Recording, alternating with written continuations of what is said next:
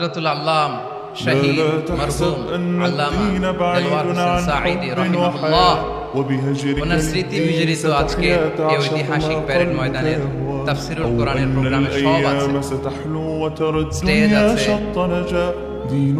শ্রোতা আছে, প্যান্ডেল আছে, মিডিয়া কাভারেজ আছে, কিন্তু আমাদের কলিজার টুকরাটা আমাদের মাঝে নাই।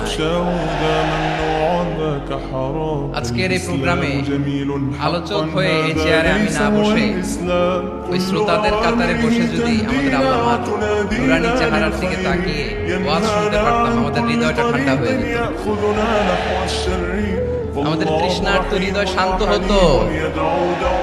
সব আজকে আছে, কি যেন নাই, ঠিক কিনা বলেন? আল্লাহ তাআলা প্রতি 100 বছরে একজন মুজাদ্দিদ পাঠান, প্রতি 100 বছরে একজন মুজাদ্দিদ যিনি সমাজকে সংস্কার করেন। আল্লামা দেলওয়ার হোসেন সাঈদী রাহিমাহুল্লাহ ছিলেন তেমন একজন মুজাদ্দিদ। চিৎকার করে বলেন ঠিক কিনা?